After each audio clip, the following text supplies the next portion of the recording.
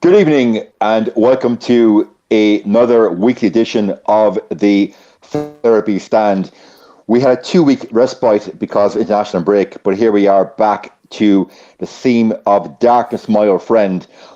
But the Glazers won't care, the board won't care, and the 100% Club, they don't care about us, the fans, because they have 56.5 million Instagram followers, 30.4 million on Twitter, and 13.8 on TikTok. And all they care about, guys, is those numbers, the likes, the shares, the gram, the traction, to flog noodles and tractor parts and God knows what around the world. But yet then, our players today turn up at Old Trafford and turn out the final light in the embers of hope that we had on top four. Jordan, I don't know about you, but I'm calling that today a complete and utter capitulation. Take David De Gea's wonder save out of that, and we lose to, I would argue, a limited on paper Leicester side, but Leicester side that essentially played us off the park. We started playing when they're going then. Jordan, I don't know about you, but I'm going to find it very hard to even analyse the first half because I was trying to find it hard to stay awake. Yeah, it's tough. And, we, as fans, we sacrifice our Saturday to be at home to make sure we're watching the game and supporting the lads. And a lot of them played like they were still on international break out in Dubai, waiting for Salt Bay to come and salt up their steak. It's embarrassing. I look at a lot of those players and, there's talk of players say they've got nothing to play for. There is something to play for. Play for the black badge, play for the fans, play for yourself, play for pride. But these players are not overly busting a gut to finish in the top four because they know they're not going to be here. They clearly haven't bought into Rangnick's philosophy or Rangnick's management style. He can't seem to get a tune out of them. He's inherited roadkill from Ollie, and we as fans have got to sit there and watch it for the remainder of the season. I've never seen a team in desperate need for the end of season so badly. Like, we just need to get to the end of season, regroup, and start again next season. Like, it's so bad. And we continue to keep seeing the same things that we see time and time again. Any team we come up against that has got a decent midfield, we will always be dominated. We'll always be overrun. And this is why I'm not, screaming, shouting or whatnot, because all we're doing is seeing the same that we've always seen. Our midfield is terrible. Fred tries. He's just not good enough. McTominay is just... I said before, I feel like there's 15, 20 games a season where he could come in and do a job for us. I'm starting to think it's like 8 or 10 games a season now. Like, the more I watch him, the worse he seems to be getting. I don't know if it's that we're just playing him to a point where he now doesn't want to go out there and perform. But he's just getting worse and worse. And our midfield is just getting overrun. It's literally an open door for teams to just run through. Going forwards, we're just not creating anything. Bruno, I was one that come out and said happy for him to get a contract. But when he's playing like he's playing today, did we rush that decision to give the contract? I really don't know. You look at the bench. The bench is so thin, so old, so checked out. You can't really make changes from it. Matches should have started the game. He's had 2.5, nearly 3 weeks off. If he can't start a game today, then when can he start a game? That's what was needed, is a proper CDM in there. We're playing one game a week now. We're out of Europe. He should be playing every single game. Jordan, I get the sheer frustration in your voice, and I couldn't disagree with anything that you eloquently said there. If ever there was a game that at pedestrian pace, almost like a testimonial, actually on that, wasn't it lovely of the club today to play the first 45 minutes as a testimonial for poor Harry Maguire and all the abuse he got for a couple of boos from England fans.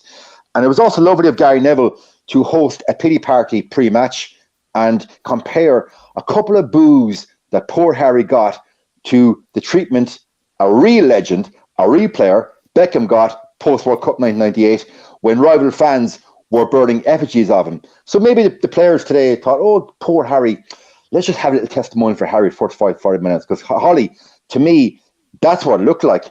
Holly, it's your first time here on the Therapy Stand. And I don't know, am I going to get some positivity from you, or as you as forlorn with that performance as we are? I know you're a massive fan of Scott McTominay, and you want to discuss his performance today. Usually I'm outside the game right now in the freezing cold, burying my sorrows in a fan vlog. So the only positive about today is that I'm at home instead. To be fair, after the game, I spent about, just waiting to come live with you guys, I spent about 10, 15 minutes just going in depth of the stats and stuff of the players that played today. And one caught my eye for sure, and it was McTominay. And to be fair, I did notice on Twitter as well, my older brother was going in on Scott McTominay like crazy. My older brother always says that he sees him trying to find the pockets that the other United boys can't pass to him, and he's always constantly trying to hide from the simple pass of the ball. And you can really see that when someone points that out to you, you can really see that. You can see that he is scared to get the ball. So today, at some point, you have to kind of question why McTominay is on the pitch. So McTominay today lost possession 9 times for us today. He made 1 tackle the whole game. He had no blocks, no chances created, no interceptions, and 0 duels won. So why is the guy on the pitch? He didn't do anything creative towards the goal we're attacking, and he did nothing defensive towards the goal that we're defending. So why is he on the pitch? Why can we not let's put Matic on the pitch? Why is McTominay on the pitch? He did nothing today, nothing defensive, nothing attacking, bar give the ball away. Fred made the mistake with the pass to give the goal away, which was it's just comical. Fred and McTominay kind of normal practice, but then he scored the goal again. So it's just that if you don't make that mistake in the first place and you score the goal, fair play, we're 1-0 up. But you scored an equaliser. It doesn't make it. It just equals out the good and the bad. Holly, I want to commend you on your research. That's fantastic. I was spending most of the match trying to be able to stay awake. Yeah. So well done, great research there on Scott. And for a man that managed to make 1 tackle today and no blocks, he still managed to get his ubiquitous yellow card. Yeah, 1 tackle and 1 yellow card. Yeah. Well, yeah, precisely. So he's been lauded by the previous manager, who shall remain nameless, for his effort, his energy, intensity, blah, blah, blah, blah, blah. Ralph, during the week, alluded to it as well. So what are these managers with UEFA Pro licenses seeing on the training ground that us lifelong fans aren't seeing? I can only say, at the training ground, he must be a mixture between Roy Keane and Gattuso on the training ground, because he's not doing it in a match. No. I could, honestly, I'm not even just saying this either. I could go out and put that performance in. I really could. Well, he's done nothing. He hasn't contributed to the game in any way, bar give the ball away 9 times. Yeah. In such a crucial position that you're in, you cannot do that. You can't afford to give the ball away 9 times like that. When Pogba does that, we are the first on his back. So we need to be on McTominay's back with this. I know the fan base will be, but just infuriates me. There was like a couple of minute window which summed up the worst and worst of Scott McTominay. He almost gets a red card, and then he bursts forward from midfield and just can't make the pass. Just doesn't put enough weight on the pass for it to go through for us to get a decent opportunity. And that for me just sums him up. He's not even got his head up. Even got his head up. No, we literally put him on ice and just play him against Leeds. That's it. I know now that my colleague Kevin Rashford is dying to come in at the defence of Scott. Kevin, the floor is yours, my friend. Not defending him, man. Not defending him. Don't even throw me into the Lions, Jay. Listen. If I feel like somebody should be defended, I will sit here quite happily and defend them. But it's not happening today. I think it was. What words can you sum up today that everybody else hasn't said? I think it was shambolic. I think it was embarrassing. And it's very rare that watching Manchester United that I decide to actually flick over the channel. That's what I did today. I actually did it. That first half, right? And all of a sudden, I find myself on the Discovery Channel. There's a woman in California that was out digging up a garden, and she found a bone. She thought it was like a dog bone or something. A dinosaur bone it was, right? And somebody offered her £5,000 for it. She didn't want to sell it. She decided to keep it put some rope around it and hung it up on the wall. And for me, that was more entertaining me watching that than Manchester United in the first half. And I'll go as far as to say as the whole 90 minutes. And I know that Jay messaged me during the match and actually said, if anything, if Leicester score a goal here, it might make the game interesting. I'm right on cue. Literally 2 minutes later, Leicester scored. United hit back, and it's just spineless. Manchester United are absolutely spineless at the minute. Disjointed. I've said it before. I'm disconnected from this group of players. We've got players at this club that are sat there. You know, they're like, even Rashford now. I'm really, really questioning Marcus Rashford. He comes on, yes, an injection of pace, something that we needed. But for the rest of the game, anonymous. You know, you've got Jesse Lingard sat on the bench. We know he wants to go. We're starting Paul Pogba. We know he wants to go. We've got so many problems in this squad. And for me, it comes down, there is no fear factor. No fear factor at Manchester United like there used to be. And the biggest plus sign for a Leicester side that have actually been struggling recently would have been getting the team sheet before the start of this game and seeing Fred and McTominay in midfield. You know that Tielemans and Maddison would have been like, woohoo, here we go. Bring it on, bring it on. And how many times have we been done this season by teams that are not better than us? They've just got a better midfield than us. I've said it so many times. Games are won in the middle of the park. And we've been done by the likes of Wolves this season, with Neves, Moutinho, great players, would walk into our team over McTominay and Fred. Same at Aston Villa. You know, McGinn is an upgrade on McTominay or Fred. There's I can go through them all. We're just getting outplayed in the middle of the park every week. And how many times have we sat here and said, by God, why didn't we address this situation? It's crazy. It's really, really madness. It's disappointing Jordan, today. Really disappointing. Kevin, I'm sorry I missed your story about the dinosaur lady with the phallic symbol in her sitting room. I have no doubt it was absolutely brilliant. Epic. You missed I have no doubt it was epic. Watch it and it was nice. It was a nice set. It was like Stage You Away. Jordan, why do you think successive managers have not plugged the hole in that midfield? And we are 3 years down the road now, and we're still going what I've termed hopes and prayers in midfield. And Holly, I don't want to bring you in on Paul Pogba today. So Jordan, why do you think we're still no better forward in midfield than we were when Ander Herrera was there? We haven't progressed at all. Yeah, we haven't, but I feel like it's I put it down to Solskjaer, really, to be honest. I feel like he didn't identify how important that area of the field was going to be to ultimately the team's progression. And I think it was me and you, Jay, who said after the Europa League final that if he didn't rectify that situation, that was going to be the noose around his neck. And ultimately, it was. He chose to go out and continually sign luxury players like a Sancho over prioritising, the central midfield. And then you got to look at the board, because Rangnick has identified somebody that could have come in and done a job in January for €6 million, and he wasn't given the money to fill that hole. So, the board have wrote this season off. So, they're just as much to blame and have allowed managers to make the decisions they've made. Rangnick's identified it. We haven't supported him.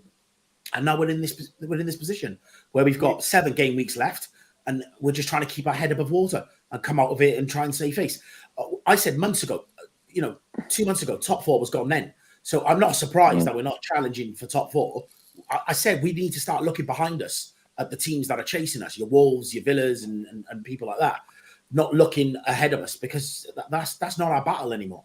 I will say one thing. I think we massively, and it was obviously glaring to see today, massively missed a striker.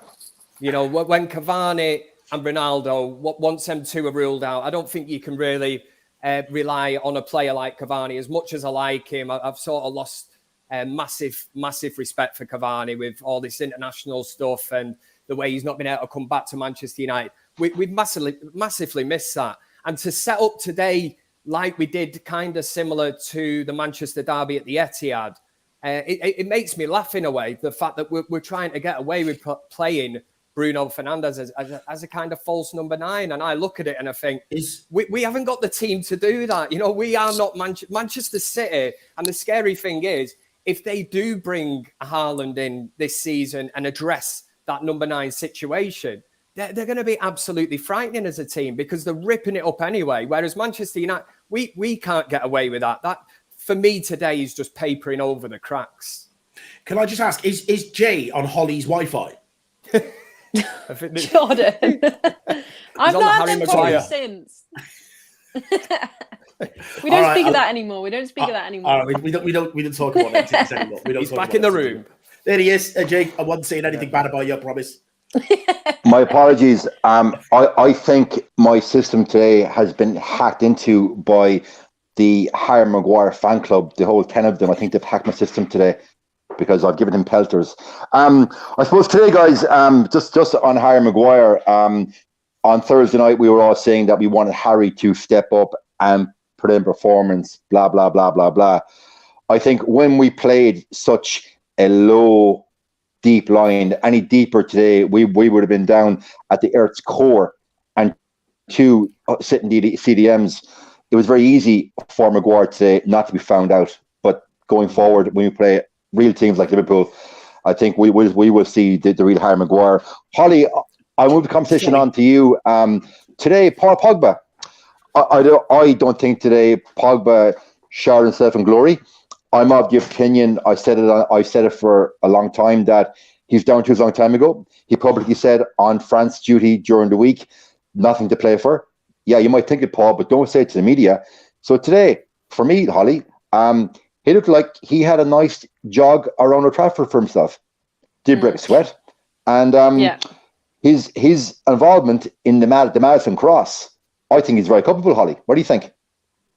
Yeah, I'm at the point now where I'm kind of, I don't want to say, I'm obviously very angry at the moment, and I don't want to say too much that I might regret now, but we're playing with these shadows at the moment, the likes of Pogba and the likes of Rashford and McTominay, for example. So they might as well just go because we're playing without them now anyway. They're just taking up a position on the team at the moment. So as far as I'm concerned now, let them go. If they can't be bothered to come out in front of all the fans and in front on the TV, in front of all of us at home as well, let them go. Honestly, I'm over them now. I really am. We've been playing without a Rashford in form for how long now? The whole season. Pogba decides to turn up every 6 to 7 weeks and put in a stormer, but it's not good enough. But McTominay's good against Leeds and the odd game against Burnley. These players don't deserve to keep getting picked. They really don't. Why do we keep picking these players? If they can't be bothered to come out to us, then why are we picking them? But I just quickly as well, the amount of, don't know if any of you guys noticed it, but the amount of times that we were caught offside today and we conceded so many fouls shows how lazy our players are. Just the easy way out all the time, just jogging back and stuff like that. Pogba at one point, I honestly was going to just try and jump through the TV. Jogging back and then someone played the pass to him. You're lazy for playing the pass and you're lazy for not running back onside. You're lazy for conceding a foul. And it's honestly, I could just go on and on. These players just... No, Holly, you're correct. I've been flagging Pogba on Irish radio long before I ever came on the show. But when I started come on the show, I've been flagging and I've said, I use the phrase, his languid, lazy style. Okay, he doesn't run like a thoroughbred, even though he's supposed to be a thoroughbred elite world-class footballer. He's shown it for us, 10 times, 6 years?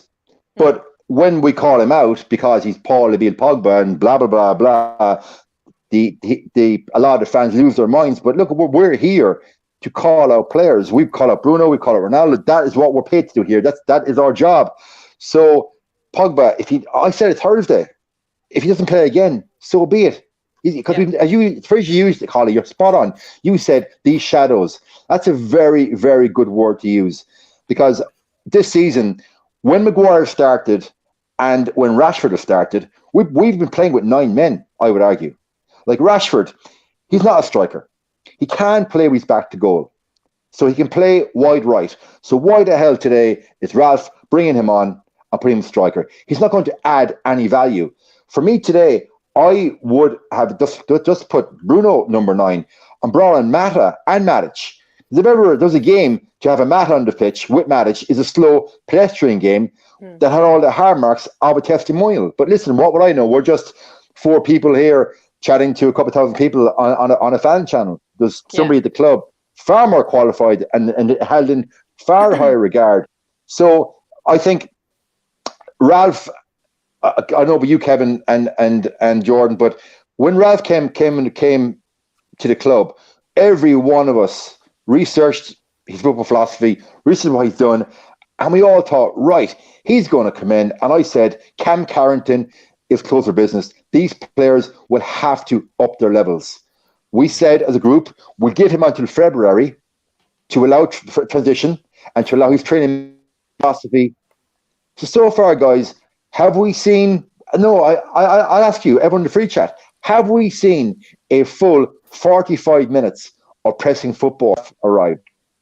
We've seen the odd 10, maybe 130 minutes in his first game. But since then, these players, for me, Jordan, they've reverted back to Ole Gunnar Solskjaer ball.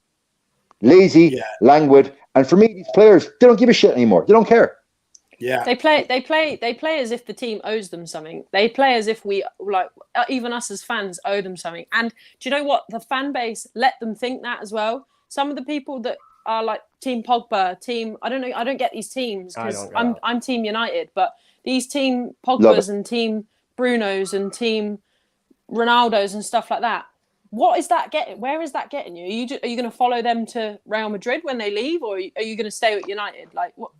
We owe them nothing. We really don't. They need to come out and perform. That's what they're paid to do. That's what we watch them for, and they don't do it. They can't do the basics of that. So why are they here? Yeah. No, I agree with you, Hall. You made a good point. Manchester United, and at the moment, we're definitely not united in any area of this team or fan base. And Zero chemistry. Yeah, continually causes an issue. I think the Rangnick thing goes back to something Klopp said when he came in, and he said the intensity of the Premier League and how thick and fast the games are coming, he's not going to have or find it difficult to have the time to implement his ideas on the team. Also, the fact that Ollie has built that team to play in a specific way. That's how those players play. What Rangnick wants them to do, they're just physically not capable of doing. And until he dismantles that team and rebuilds it with players that buy into the philosophy and can adapt to that philosophy, we're going to continue having problems. And I feel like he got a couple of games in and just realised, shit, this is a bigger problem than I realised. I'm just going to have to play the way these players know how to play, which was the change of formation from the 4-2-2-2. He was like, these players just can't do it. So this is what I'm saying. I just feel like we've got to get to the end of the season, get out the players that want to go, bring the bodies in that actually want to be here, and literally start again. The board set the tone by writing off the season, by bringing an interim in and then not backing them in January. The board set the tone, and now we're reaping the rewards of those decisions. Kevin, I'll bring you in here. For me, the board set the tone last May in Poland, when they did not make the proper call and sack Solskjaer last May. The writing was on the wall then. We did a very long show after the Villarreal loss. They kept the manager in situ that could not make substitutes effectively to change a style of play in the Europa League final. They've been happening all season. The time then, Jordan, and we agreed, we said bring in Conte last May. And the fans lost their minds. Oh no, you can't touch him, blah, blah, blah, blah. We know this board will never go for a Conte type person. So, Kevin, I'm going to go to you. Say Ralph does go upstairs and Ten Hag comes in. Is Ten Hag going to be just yet another yes man that the Glazers want? Because I don't think after their experience with Jose, a truculent, charismatic, alpha male character, do they want to hire another character of that nature? Listen, and you know how much I love Jose Mourinho. I loved him. Yeah. I wouldn't say, in the words that you've just said, that Ten Hag's a man that the Glazers want as a kind of... I certainly don't see Ten Hag as a yes man. If we're talking about the other fella from PSG, Pochettino, I think he's ideal.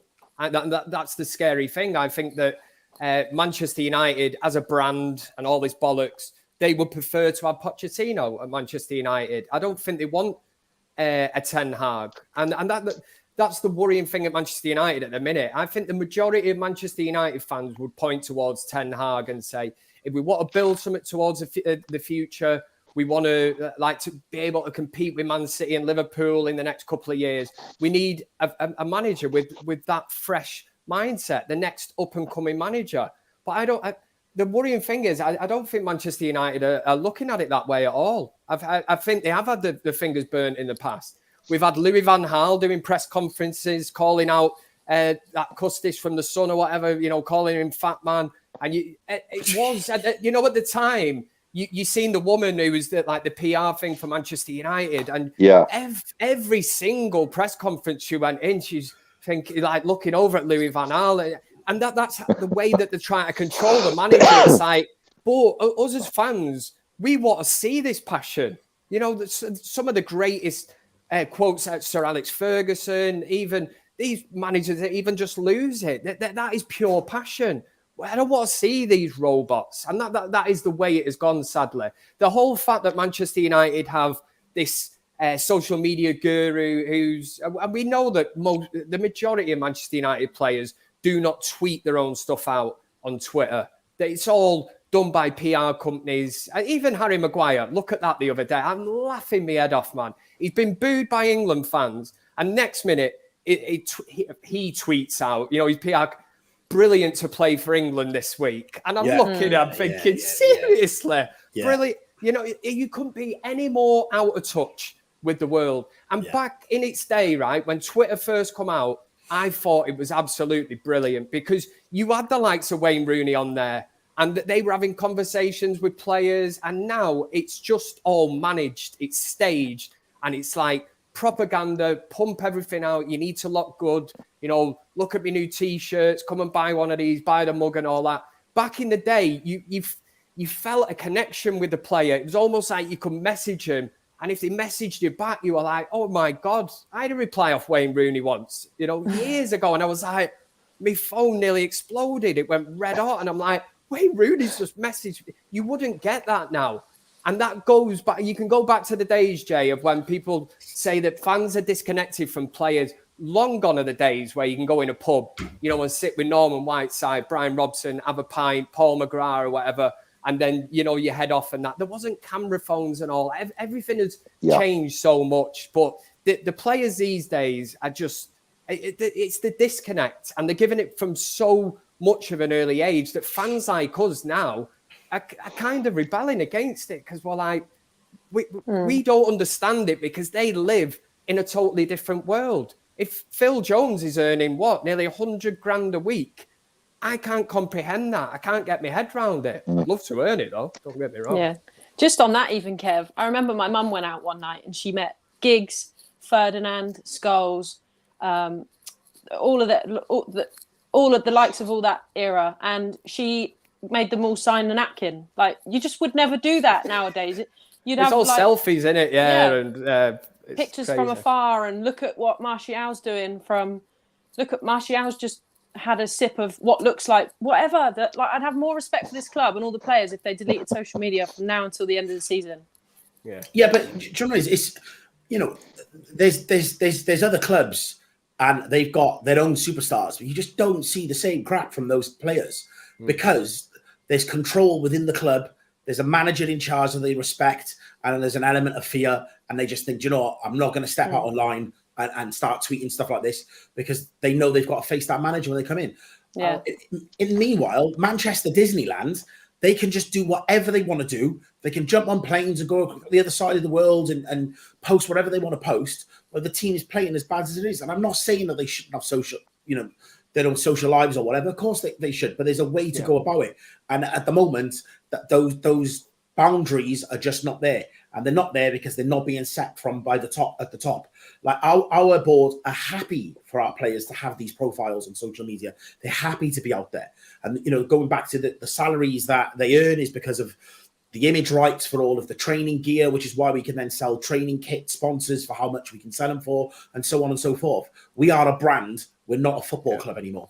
I'll say one one thing there, Jordan, a great point you made there. But one thing's hit home with me this week. Our ex-Man United leader, Louis van Gaal, coming out, and that quote that he come out with. And as much as it killed me him saying it, even us four must sit there. You know, he's advised Ten Hag not to take over Manchester United because they are not a football club, they are a commercial club.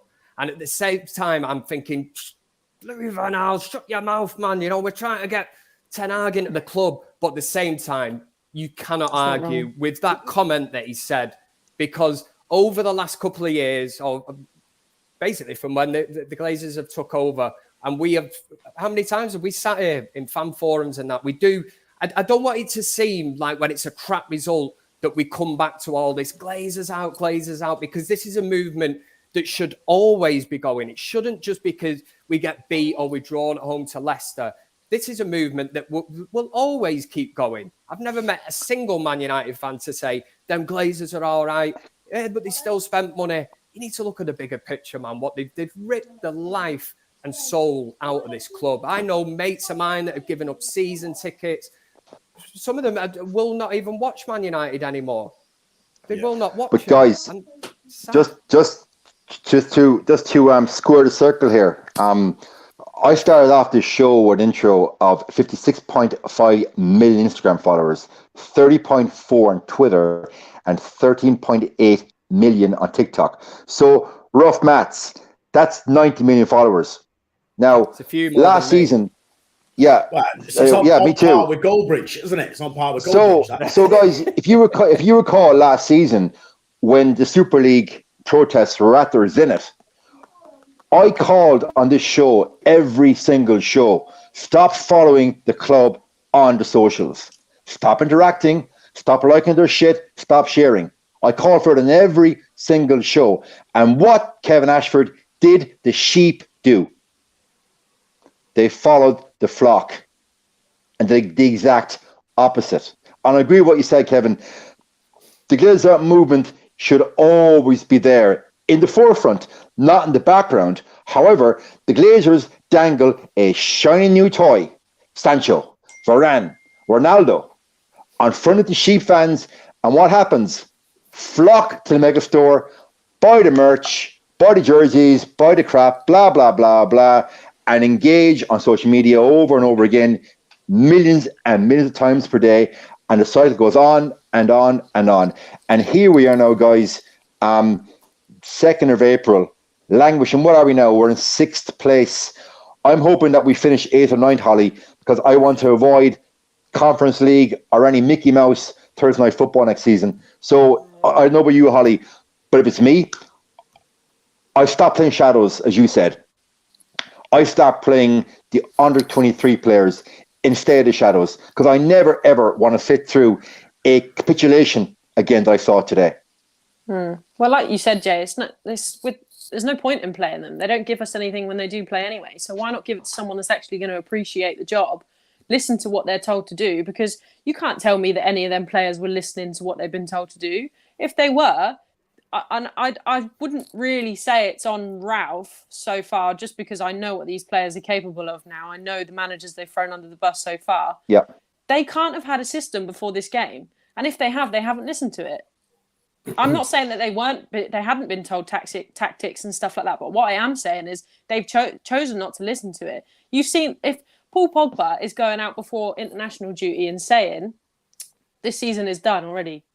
Why are you saying that? This season isn't done for us fans. If the season was done for us, why would we go to every game? Why would we watch it? Season isn't done until the last game of the season. You play until then. You play until the ref blows the whistle. That's when you play till. That's when you, us, and the club decide when the season is done. If you don't want to play, don't come back off international duty. We'll respect you more for that. Don't come back and give us half an effort, because you might as well. You're just a shadow. So give it to the players that actually want to play. I don't care who they are. I don't care what their abilities are. If they don't want to play for Man United, we don't play them. Yeah. Go on, Hull. Well said. Yeah. It's true. I'm really riled up today. Sorry. It is. It's definitely, I would say, a mentality thing. If going back on Jay's point earlier, when we said that Ralph Rangnick come in, And I think a lot of us on that show were rubbing our hands and going, these lot are going to have the rug pulled firmly from under their feet. They've just had 3 years under Ole Gunnar Solskjaer. And I'm thinking, right, now the business side starts. Now, I think he's put a few of these players' noses out of joint. He's tackled the kind of Lingard situation. You know, he's already said that he needed a couple of days to, get his head clear because he didn't get a move on deadline day. You go, oh, I'm so sorry. You know, you didn't get his move. Give him a couple of days off.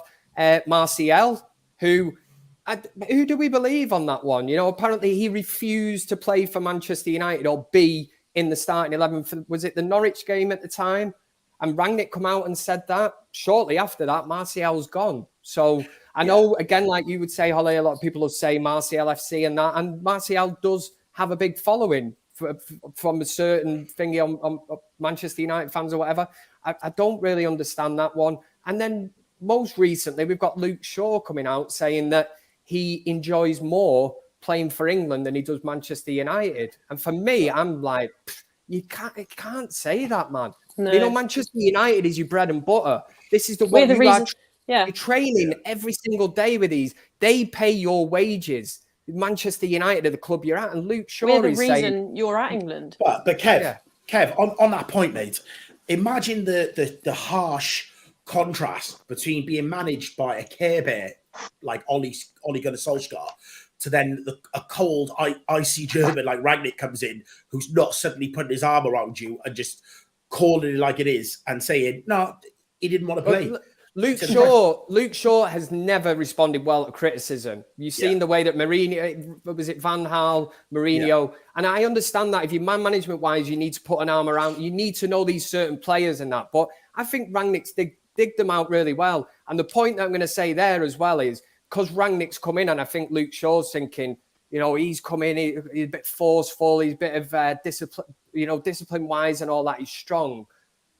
Does that mean that Luke Shaw preferred Ole Gunnar Solskjaer and he prefers playing for England because Gareth Southgate's not going to give Luke, you know, he's going to say, off you go, lad.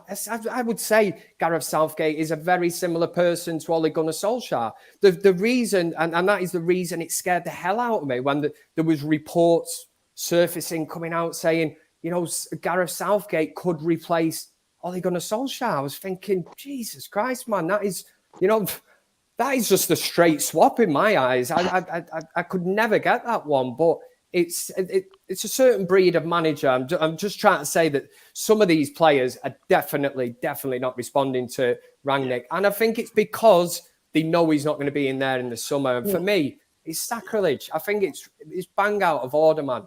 You should be doing it for the shirt, the fans and everything. You got 70,000 people rocking up at Old Trafford today, you know, for that. And I'm like, I do think that. I also do feel like the contrast between how soft Ollie was, you know, is going to take. It's such a rude awakening, isn't it? You know, the amount of times he would sit in the press and defend the players and whatnot, and that's fine. You know, I believe in that. If you're going to defend your team publicly, but as long as behind closed doors, you're coming down on them like a ton of bricks.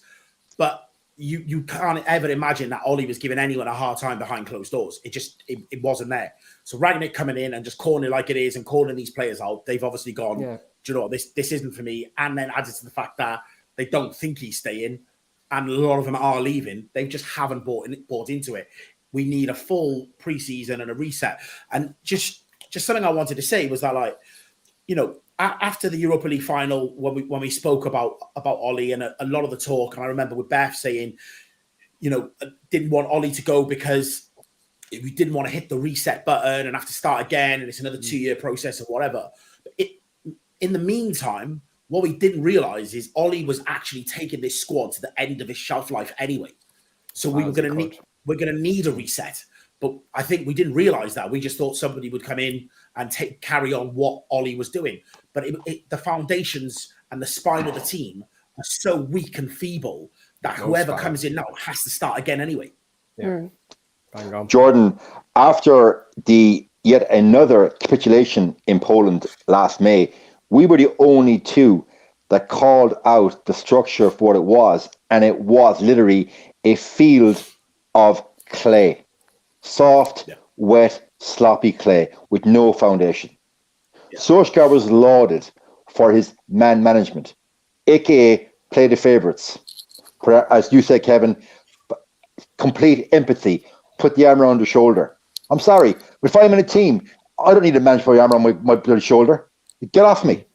I'll move it myself. But these players, for the most part, they need the softly approach. And as you pointed out there, gentlemen, in comes Ralph, German Teutonic efficiency, wants to shake things up. Obviously, all these leaks, the leaks never count when Solskjaer was there because he ran a goddamn holiday camp at Carrington. Everyone was happy. Everyone was friends. There was no intensity. No intensity, no victory. And that is a key tenet I've always believed in sport and in life. In comes Ralph. He completely wants to change the apple cart. And these players, no, we know the soft mentality players in every group, but we have a lot of soft players. You look at Liverpool. Liverpool are like us back in the day. They probably have 4 or 5 leaders, maybe even 6 leaders. Man City have leaders. Even Spurs have leaders. Arsenal, as a young team, they even have leaders. How many leaders, Holly, do you think we have in the dressing room? Now, I know you're younger than us three, and you're looking at it from a different perspective. So how many of those guys will you actually call a leader? I'd struggle. I'd honestly struggle to call any of them a leader because they all there you go. They all like there's little like deficiencies in all their play. Like the likes of Bruno is so petulant, it just winds everyone up. Like I get that you're frustrated that how we're playing and stuff, but you need to be, if you were a leader, you'd be the one to say, look guys, I know this isn't going the way we want, but let's keep our heads up, let's keep going, it will come eventually. It's the most important part when you play football. When I used to play football like that, my stepdad used to always say to me, keep your heads up, it will come eventually, you're playing well, just keep going, keep ticking along, keep doing what you're doing. The minute you lose your head, like with frustration, it's done straight away. So Bruno doesn't have it because of that. Ronaldo, I think, I'm not sure with Ronaldo. I think I'd love to see him as captain, but I'm not sure. I think it puts a lot of pressure on people when someone like Ronaldo is captain, like the likes of the younger lads and stuff like that. There is a lot of pressure because seeing him on a match day and stuff, the minute that the likes of Elanga doesn't make a run that Ronaldo wouldn't necessarily want him to and stuff, he is very hard on them, which I think that is probably a good thing. But I do think that they are what they need. Yeah, I do agree with that. Yeah, but I just think that with this team, I don't think they would respond well to that. But with the right team, I think that they would respond well to that because it's coming from a good place with Ronaldo. You just know he's harsh on you because he's been there, he's done that, he's won it all. So this guy can tell us where to be and how to do it. So, but with this current team, I don't think it would get him anywhere. Holly, can I just? I coach rugby quickly, and I coach football, right? Sorry, go ahead, Jordan. Go ahead. No, I was just going to say, like, the problem is that, you know, I get what you're saying about Bruno, and I think Bruno 12 months ago didn't have the mentality that he had now. He was one of our leaders on the pitch and someone that players would turn to and look to. The problem is, again, the tone is set by the club. You've got Harry Maguire wearing our captain's armband. The captain should be an inspirational leader that other players look at and go, that is the standard. We've got a captain in charge that couldn't lead a conga. Now, the problem is then, you know, people talk about Ronaldo and Ronaldo's the problem. Ronaldo's our Achilles. If I'm going into war, I want him in my team.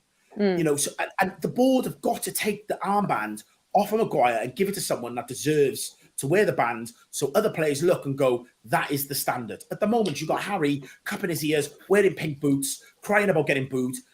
No wonder it's all falling apart. But Jordan, these lot going into war would run and hide. These aren't the lot that would go into war and show themselves and be heroes. These lot would back away from a challenge. So it's not like, obviously I understand where you're coming from with Ronaldo, but he's commanding, like we said earlier, Jay, a bunch of shadows. These aren't players. These aren't players that I'd want in a war with me. You think you'd be going out commanding them to try, like, they wouldn't do anything. They'd run and hide. They're not heroes. Yeah, but that's where Holly, you're correct. Sieve out the week. So, you know, in this pre-season, players who are not up for the challenge and don't want to go to war for this badge, they've got to be moved on. Yeah. But in this current moment, just there's no point, is there? Well, today, Snowflake guys, generation. within the first 10 minutes, Kevin Ashford, today, the white flag was raised at home. I think it's shameful. Like you've got people in India, it's probably like 2-3 o'clock in the morning or 4 o'clock in the morning, they're watching us. We have a lot of American fans and they're watching us. Australia, they're getting up in the middle of the night, watching the game and then watching us analyze the game. And I have complete respect for those fans. Like we're here in our sitting rooms or kitchens at a decent hour at night. What we know, we're 7:45 in UK and Ireland. We got worldwide fans watching at God knows, like late night, early morning. And those players today, they put in that shameful performance and played like a bunch of shadows. I think Holly, you're now coining a phrase here. I think Beth coined McFred and Holly now has coined shadows. I've got testicular fortitude and busted sofa. Kevin Ashford is so many, I can't list them. And Jordan, what was your one? What was your coined phrase? You had one too, I can't recall. I don't know. I can't be asked, to be honest, Jake. You've done so many. But the point I'm making here is, right, you got four of us, and I hardly know you, Holly, but I know Jordan and Kevin quite well, and I know in their private lives and in their professional lives, they are doers, they are leaders, they lead by example, and they can garner troops, garner a team, literally to go to war, to get their job done. But as you said, there's nobody in that dressing room that you want to go to war with, apart from Ronaldo. But the rot, I think, Jordan, with Maguire and the armband is so deep and ingrained, it's got to be cut out. And the only way to cut that rot out is to get rid of Maguire. But the club is not going to admit that they made a huge financial disastrous decision and pay $1 million for Maguire. And anyway, if you try to sell him, what will they get? 30, 40 mil? They're not going to write off 30, 40 million as a loss in their balance sheet. They can't do it.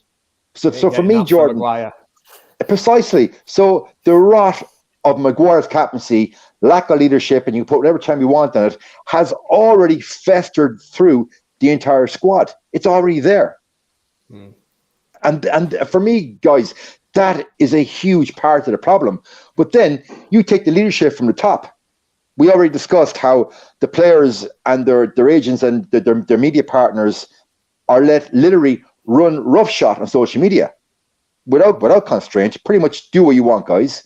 But yet then you don't see Liverpool players or the Spurs players or Arsenal players doing it because they're focused on one thing: winning matches, winning titles. Whereas our lads, they're focused on one thing. It's actually a few things: me, myself, and I, not the team. And that's the problem for me, guys. There is no team. It's a bunch of individuals. Yeah, I would say it comes down to the snowflake kind of generation, and I can't believe that Harry Maguire is actually part of this at the minute. I really don't. I don't understand how Manchester United can send out some kind of statement to us, the supporters, to say, get behind your captain. You know, who are they to tell us to get behind the captain? The manager. I said when Rangnick come in, he should have chosen a new manager. So I don't know. Does that show that Rangnick's weak? Should he change the manager? The captain at Manchester United? Or will it upset him again? Oh, I don't want to upset you. You stay captain till the end of the season. Well, no, we need a leader, somebody to actually lead this team. And the thing that got me was he gets booed for England, playing for England, which I'm not particularly asked about anyway. But then you've got the likes of Gareth Southgate coming out straight after that game and saying he thought it was absolutely outrageous that England fans were booing him. And I'm like, he's part of the problem. He's sticking up for Harry Maguire. How many players in the Premier League up and down the country get booed and whatever, every single week get dogs abuse playing? And nothing, no manager's going to come out after and go, thought he's a bit out of order. He's taking a throw in the corner and they started booing him. It's part of football. Deal with it. And how many Manchester United players that have played for England, which is the reason I don't give a shit about England anymore. I used to support them when I was a kid. Late 90s, United had loads of players in that team. Sheringham, Cole, Phil Neville, Gary Neville, Beckham, Scholes, endless players. And they used to get booed every single game. That's why I couldn't be. As a United fan, I'm trying to support England at the time. I was like, what's all this about? And then I went to Wembley once, and you've got Chelsea, Arsenal fans, all these, like the Cockney Brigade or whatever, and they're all going, stand up if you hate Man U. And everyone's like standing up round me, and I'm like, what's all this about? And I'll tell you why it was, because United was relevant and successful at the time. And we went on to win the treble in 99. And the fact was that other clubs didn't like it.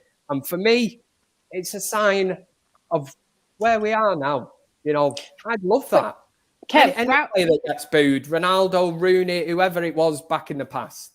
But Kev, Ralph came out today before the game and said, I don't know why Harry Maguire's been booed for England or for Man United. He's been brilliant for both. Like, come on. That's why I'm saying it. That's what I've raised the question there. And I said, does that show that maybe Rangnick has a bit of a chink in his armour where he is a bit weak? Or is the club coming down on Rangnick? And this is this thing. We've had managers that we thought could control these groups of players. Even Van Gaal, I'm not going to put Moyes in that because that was a disaster. But say Van Gaal and Mourinho, I think when they come in, we thought they're going to be able to sort this out. And even Rangnick to an extent now. But is he succumbing to this kind of peer pressure of the club that grinds down on him and says, you know, Harry Maguire, behind the doors, somebody behind the scenes must be saying to Rangnick, Harry Maguire is the captain of Manchester United. We're going to put out this statement and that. And I think it's just a sad thing of modern day football because the managers should be making these decisions. Kevin Ashford, you're spot on what you said there. Initially, when Ralph came to the club, I watched his press conferences with great gusto because, for me, he's a great communicator. I think he's a great communicator. But his press conference on Friday, I only caught the bits and pieces that Adam did in his show. But this press conference on Friday was a stark contrast to what he was doing a month ago. He looks like a beaten man already. And I take your point on board, and I agree with you. He has been told by the powers that be at the club, you've got to come up publicly and you have to back Maguire. You've got to come up with a public statement and get behind him. You have to do it.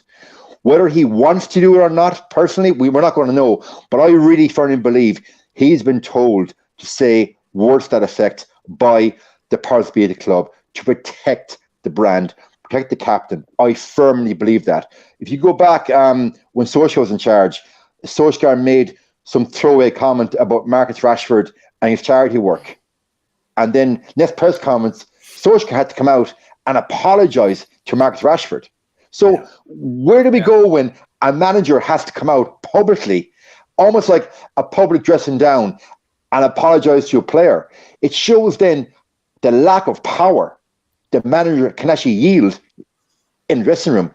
Can you imagine Mourinho coming out and defending a player that's playing shit because he's told to? Mourinho wouldn't do it. Alex Ferguson wouldn't do it.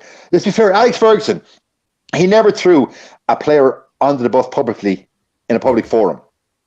But once he's behind closed doors, and we've all read biographies of ex-players, you know full well, behind closed doors, there literally was paint stripped off the walls, cups smashed, whatever. But that was done because that was needed to be done. But Ralph I'm not saying Ralph went to that extent when he first got in the club, but Ralph now, for me, Ralph now is like the Diet Coke version of what he was when he first come. Because I think the fight and the desire and the charisma has been pulled back from him because he has to go with the park line of the club. That's my opinion. But first, I just think it's unfair of even like, regardless of how he plays, I think it's unfair of Harry Maguire to be captain. It's obviously not in his nature, and he's obviously not the type of player that can take to it very well. Like, he is more open to criticism and stuff because he's captain of Man United, and he clearly doesn't deal with it very well because I feel like if he did, we wouldn't have had half the opinions we had after the whole England booing situation. He obviously went back into the changing room and was in a bit of a state because of it. But you need to be a little bit water off the duck's back being the captain of Man United and just know what your goals are and what you want to achieve and stuff. And regardless of what people think, you know where you're going, you know what direction you want your club in. So I think as soon as the Greece thing happened, it should have been taken off him anyway. We just stood with him, stood with it like that. But it's actually more unfair on him as well because, like I said, it's not in his nature. Jordan, you gave the fans a story there on what night? On Thursday night. But when you were DJing last week, just surmise that really quickly for anyone that hasn't heard it. It's about getting pelters, getting booed, and literally, as you said, Holly, water off a duck's back. Jordan, tell the fans who haven't seen Thursday what happened to you last week. Yeah. That's normal. That happens. Last you got booed, Jordan. Yeah. A girl was out with her friends on a hen do. She came over to the DJ box. She mouthed to request a song. I couldn't hear what she was saying, so she typed on her phone, handed the phone to me. As I leant forward to read what the phone said, it said, "Please play Taylor Swift." I've said no. She's then gone back over to the table. Before that, she's like, "But it's my friend's hen do." I said, "I don't care. I'm not playing it." She's then gone back over to the table, and they spent about an hour just booing me from the table. Every song I played, they booed me. They danced, but they booed me. I'm playing tonight. No doubt I'll get booed. Like, it happens. If you put yourself in the public domain for other people to have an opinion of you, not everybody's going to agree with you. You're going to get booed. You see it on Twitter. Jay will say something. We'll all agree with him here. He'll get pelters on Twitter. I'll say something. I get hammered. That is what it is. You put yourself out there. You've got to deal with it. Jordan, I'm on a hen do next weekend. I hope you're not my DJ because I love a bit of Taylor Swift. Jordan ain't playing Taylor Swift. No way. Like, I'll give an example, guys. Back when I was racing bikes for a living, I rode for a lot of Spanish teams. And whenever we'd race in France, in cycling, the thing called you get in the break, you're ahead of the race, you're in a small group. And I can remember, and I won't name the parts of France because I want to go back to some. It's a beautiful country. But going up mountains, being in the break, being in the lead with a couple of riders, and French fans running beside you and spitting at you, trying to punch you in the kidneys to knock you off because you're doing well. And we have a captain that's crying like a little bitch over a couple of boos. Come on, grow up, man. It's sport. It's sport. You put yourself out there, you live by the sword, you die by the sword. It's very, very simple. Yeah. There we go. Thank you. I don't know about you guys, but I'm watching that Drive to Survive on Netflix at the moment. And because of obviously Ferrari haven't been as successful as they usually would have been in the past few years, I seen they were going to hold a press conference or something. And the woman said to Charles Leclerc, she said, "Don't smile, don't laugh. We're not successful at the moment. So you need to be like," and he was like, "What? Don't," she was like, "This is serious. We're not where we should be. I don't want you to go out and make it look like we're taking this lighthearted." And I feel like that's with what we were saying earlier with the whole social media thing. United players are just swanning off. And like, obviously for the mental health and stuff, they need to keep positive and stuff. But putting it on social media, like whatever, laugh and cry behind the scenes, but don't put it out to us because it just winds us up. Yeah. So Kevin Ashford, are you ready now for probably sometime around Tuesday for the shiny, happy faces of the winning team ubiquitous Twitter post on Tuesday morning? You looking forward to that? I won't be looking for that, mate.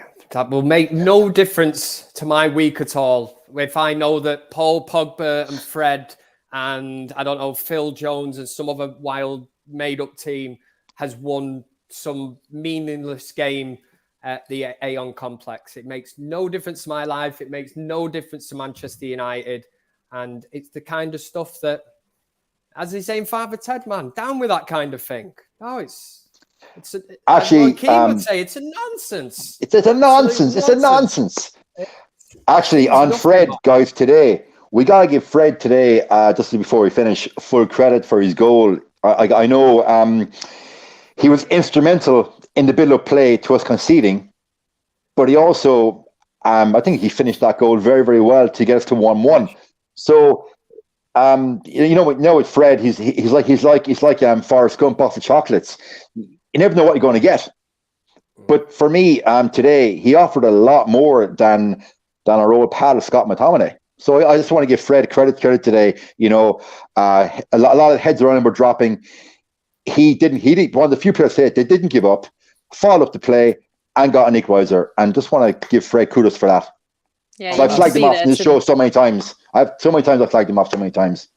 I'll say. So guys, go ahead. Sorry, Jay. Very, very quickly. I know you just shouted out somebody there, but I'll say another thing that is very, very scary when you think of where we would not be without a certain David De Gea between the sticks today. That save today that he made, I mean, that is world class. And to think that it was even a debate, even something that we discussed on the United Stand, whether Dean Henderson should be in replacing David De Gea in net. Oh, no, man. Not a chance. Not a chance. No. Class. Guys, before we leave, give everybody your socials. Kevin Ashford, where can they find you on Plenty of Fish? I've had to delete that. I've had too many DMs, mate. So is that right? Okay. Yeah. At Kevin Ashford 7 on Twitter and Instagram, and type in Vancam on YouTube. Check that out as well. Yeah, follow Vancam. Holly, where can they find you? So HCashin1 on Twitter and Holly Cashin on Instagram. And Jordan, by no means least, where can the fans find your good self? Twitter at Jordan Valleys, Instagram at Jordan Valleys UK. Hit me up.